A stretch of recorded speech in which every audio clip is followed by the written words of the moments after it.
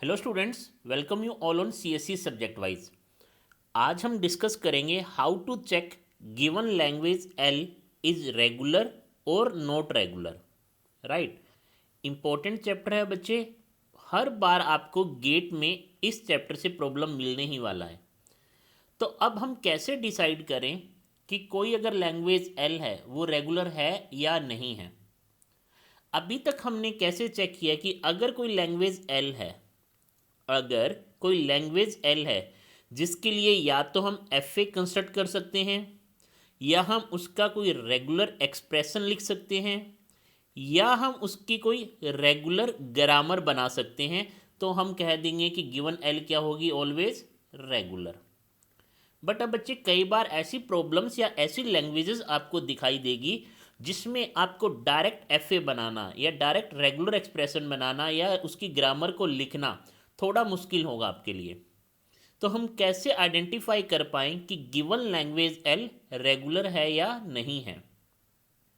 तो जो सबसे फर्स्ट पॉइंट है बच्चे वो क्या है कि इफ एल इज फाइनाइट, अगर कोई लैंग्वेज एल है वो फाइनाइट है तो L is always regular.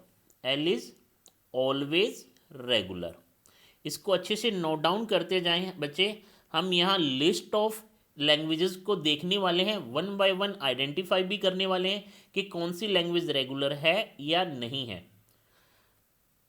Identify करने से पहले बच्चे जो आज का लेक्चर है वो बहुत इंपॉर्टेंट है। आपको ये नोट डाउन करना है और ये ध्यान में भी रखना है कि कैसे हम आइडेंटिफाई कर सकते हैं। तो फर्स्ट पॉइंट है हमारा, अगर कोई लैंग्वेज फाइनाइट है तो वो हमेशा रेगुलर होगी ही होगी। एग्जाम्पल के तौर पे बच्चे L is equal to empty, L is equal to null, L is equal to a comma b, whole star नहीं है बच्चे। L equal to a b, b a, b b. तो हर एक लैंग्वेज में नंबर ऑफ स्ट्रिंग्स कितनी है, finite. इसीलिए हर लैंग्वेज क्या है, फाइनाइट। तो ये सभी लैंग्वेजेस क्या हैं बच्चे, रेगुलर है। तो अब बच्चे अगर एक लैंग्वेज फाइनाइट है तो वो रेगुलर होगी, बट क्या हर रेगुलर लैंग्वेज फाइनाइट है, इसको ध्यान रखना बच्चे, ऐसा ज़रूरी नहीं है। पॉइंट ये है बच्चे, every regular language is finite. False है बच्चे ये स्टेटमेंट, फॉल्स। राइट, हमने बहुत सारी ऐसी लैंग्वेजेस के डीएफए बनाए हैं जो इनफाइनाइट लैंग्वेज भी है। एग्जांपल बच्चे ए स्टार, ए स्टार एक लैंग्वेज है ओवर ए जो कि इनफाइनाइट है। तो every regular language is finite, false. Second point, every finite language is regular, true. Every finite language is regular, that is true बच्चे। Right, तो first point आपको ये ध्यान रखना है कि अगर कोई भी लैंग्वेज फाइनाइट है तो वो रेगुलर होगी ही होगी। अब फाइनाइट चेक करने के हमारे पास बहुत सारे मेथड है बच्चे। राइट, इनको हम आगे अपने लेक्चर्स में डिस्कस करेंगे। नेक्स्ट बच्चे आ जाते हैं हम सेकंड पॉइंट की तरफ। अब जो नेक्स्ट पॉइंट है हमारा बच्चे वो क्या है कि अगर एल आपका इनफाइनाइट है, अगर एक लैंग्वेज एल आपकी इनफाइनाइट है तो वो रेगुलर हो भी सकती है, नहीं भी हो सकती। आ रहा है बच्चे समझ में। तो अब आपको क्या करना होगा, क्या चीज़ें चेक करनी होगी।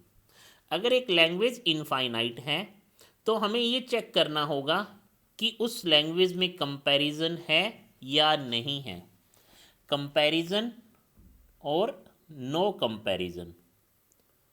राइट, अगर मेरी एक लैंग्वेज एल है जिसमें इनफाइनाइट, जो लैंग्वेज इनफाइनाइट है, तो हमें ये चेक करना होगा कि वो उस लैंग्वेज में कंपैरिजन है या नहीं है। अगर कोई भी कंपैरिजन नहीं है, like L is equal to a star, L equal to a star b star, यहाँ कोई कंपैरिजन नहीं है ए और बी के बीच में कि कितना भी ए आए कितना भी बी आए। राइट, जैसे बच्चे एल इक्वल टू आपने लिखा ए की पावर एन, बी की power m, such that n comma m is greater than equal to 0। अब बच्चे ये कंपैरिजन नहीं है, आपको ये लगेगा जैसे इस लैंग्वेज को मैं ये भी लिख सकता हूँ n is greater than equal to 0, m is greater than equal to 0। ये बच्चे ये कंपैरिजन नहीं होते, राइट। ये वैल्यू असाइनमेंट है कि n और m की वैल्यू क्या क्या हो सकती है। कंपैरिजन इन वेरिएबल्स, इन जो वैल्यूज जिस पे डिपेंडेंट होगी कि a इतना है b इतना है, like n equal to m, n less than m, n greater than m, n और m के बीच में अगर कंपैरिजन है, कोई कंपैरिजन ऑपरेटर लगा है, तो हम उसे कहेंगे कि ये कंपैरिजन है।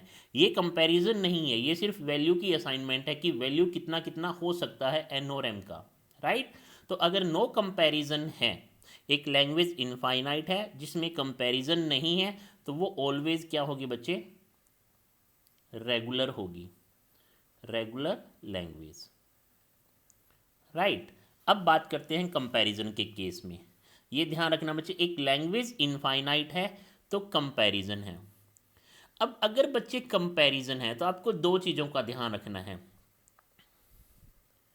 कि अगर कंपैरिजन है तो चीज़ों का जो ध्यान रखना है वो क्या होगा बच्चे, कि अगर आपकी लैंग्वेज इनफाइनाइट है और उस इनफाइनाइट लैंग्वेज में कंपैरिजन भी है, तो आपको ये चेक करना होगा कि वो कंपैरिजन, ओवरऑल जो कंपैरिजन होने के बाद जो लैंग्वेज बन रही है वो a प्लस बी का होल स्टार, या जो हमने स्टैंडर्ड लैंग्वेजेस रीड की है, आ रहा है बच्चे समझ में। लाइक मैं ये कह सकता हूँ कि क्या वो रेगुलर तो नहीं बन रही।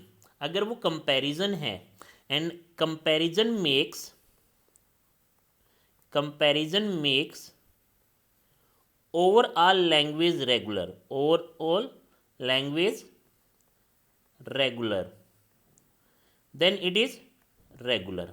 अब इसका एग्जांपल कैसे होगा बच्चे, सपोज करो एक लैंग्वेज है बच्चे a की पावर n, b की power n, where n is greater than equal to m, right.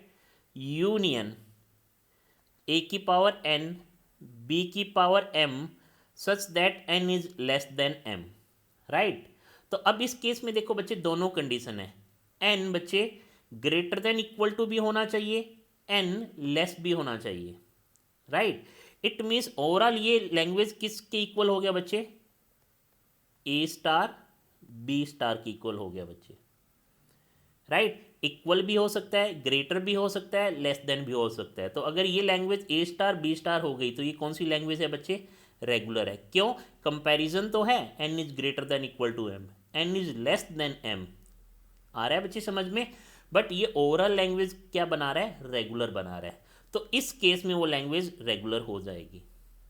But अगर लैंग्वेज इनफाइनाइट है और कंपैरिजन है, कंपैरिजन, ओवरऑल कंपैरिजन बच्चे रेगुलर नहीं बना रहे हैं, overall comparison not makes the language as regular, then ये लैंग्वेज कौन सी होगी बच्चे, नॉन रेगुलर लैंग्वेज होगी। आ रहा है बच्चे समझ में। तो अगर आपकी लैंग्वेज इनफाइनाइट है तो दो केस है, कंपैरिजन हो सकते हैं, कंपैरिजन नहीं हो सकते। अगर कंपैरिजन नहीं है तो वो लैंग्वेज हमेशा रेगुलर होगी। अगर कंपैरिजन है और कंपैरिजन करने के बाद ओवरऑल जो लैंग्वेज है आपकी वो क्या बन रही है बच्चे, रेगुलर बन रही है, तो वो रेगुलर हो जाएगी। कैसे चेक करेंगे, ये वन बाय वन हम अप्रोक्सीमेट 80-100 लैंग्वेजेस की लिस्ट को बनाएंगे जो कि बहुत इंपॉर्टेंट होगी। अगर ओवरऑल कंपैरिजन आपकी लैंग्वेज नहीं बना रही है, लाइक बच्चे a की पावर n, b की power m such that n is equal to m, where n comma m is greater than equal to 0, n और m इक्वल होना चाहिए। इट मीन्स ये लैंग्वेज किसके इक्वल है बच्चे, l is equal to a की पावर n, b की power n, where n is greater than equal to 0। तो ये लैंग्वेज रेगुलर नहीं है।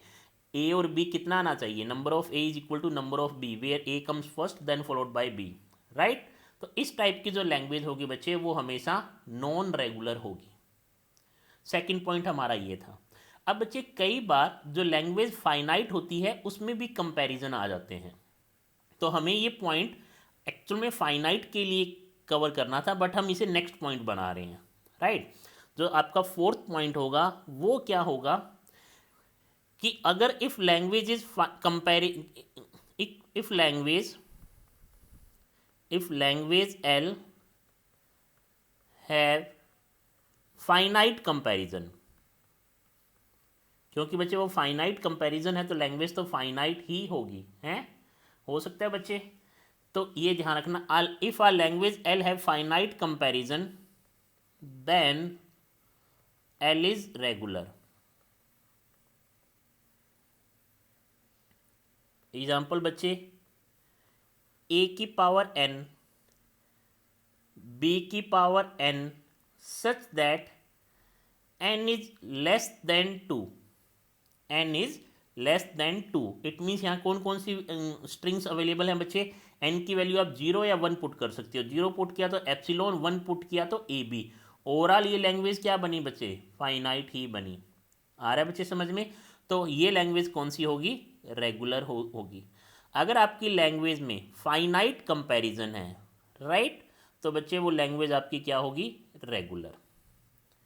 ऐसे बच्चे अगर मैं ये बोल दूं, एक और एग्जांपल हम कर लेते हैं, बहुत अच्छा एग्जांपल है ये बच्चे, ए की पावर एन, बी की power m such that n plus m is equal to 5। तो अगेन ये रेगुलर है।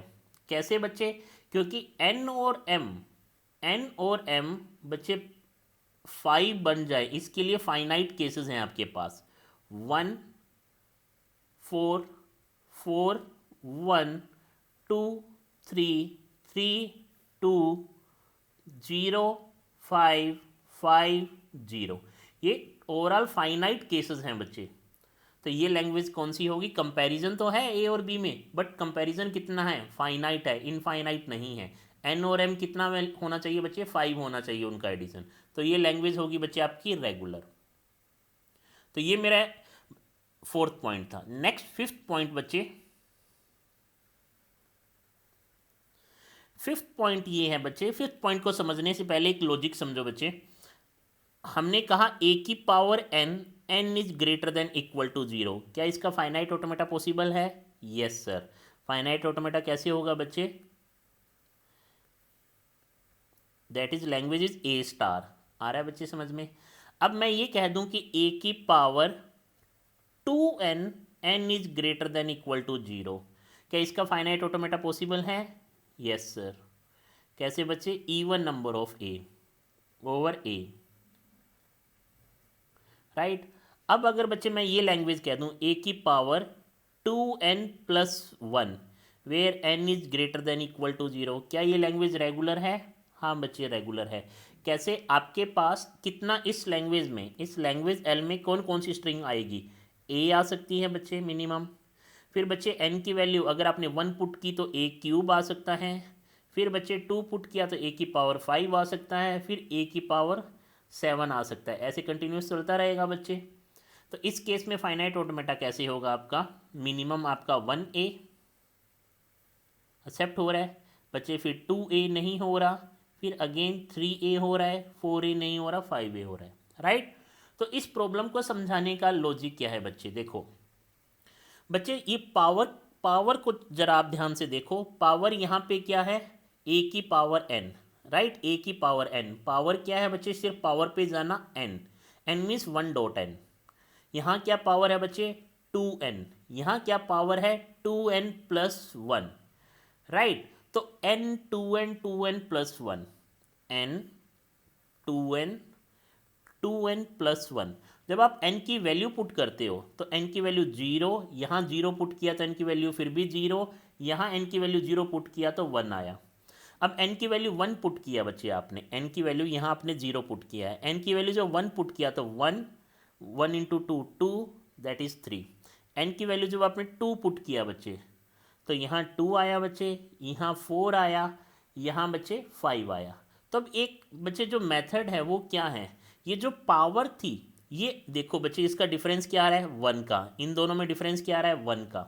यहाँ डिफरेंस क्या आ रहा है, 2 का। यहाँ भी डिफरेंस क्या आ रहा है, 2 का। यहाँ डिफरेंस क्या आ रहा है बच्चे, 2 का। यहाँ भी डिफरेंस क्या आ रहा है, 2 का, राइट। इट मीन्स ये जो भी पावर है वो पावर किस फॉर्म में है बच्चे, अर्थमेटिक प्रोग्रेशन एपी की फॉर्म में, राइट।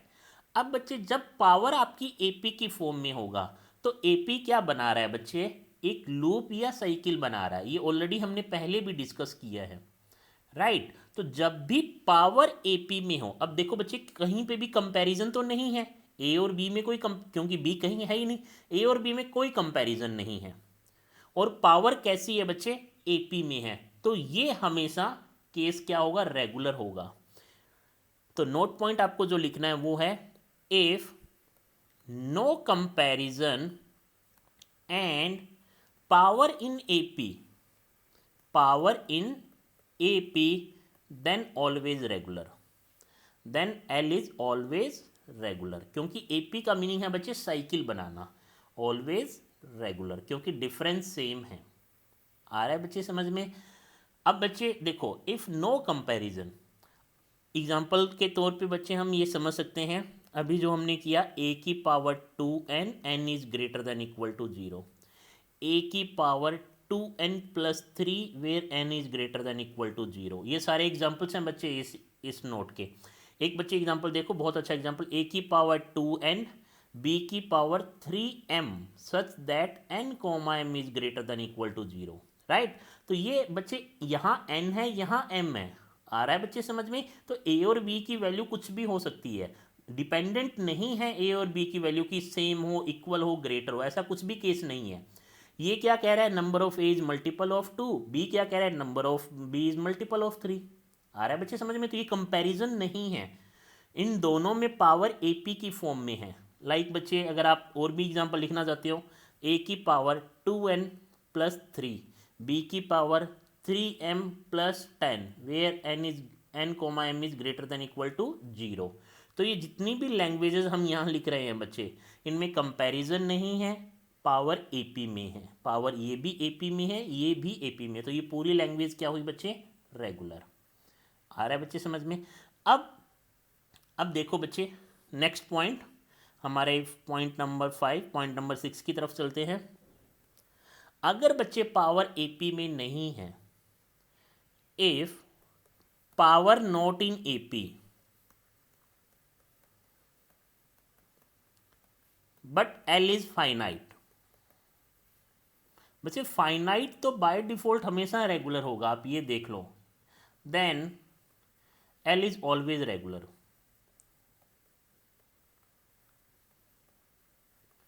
एग्जाम्पल के तौर पे बच्चे, ए की पावर n², ए की पावर 2 की पावर n, ए की पावर n फैक्टोरियल, ए की पावर मैक्सिमम ऑफ m, ये सब चीज़ें बच्चे, राइट। देखो बच्चे, n² पावर है, n² क्या लीनियर फॉर्म में है, पावर एपी में नहीं है। लीनियर फॉर्म का मतलब देखो बच्चे, n की जो पावर होगी वो 1 होगी। लाइक हमने यहाँ पावर इन एपी का मतलब होता है बच्चे, power is in linear form, power is in linear form. कैसे बच्चे, पावर क्या थी, 2n, 2n+3, n की कोई पावर नहीं थी, इसीलिए इसको कहता हूँ मैं लीनियर पावर।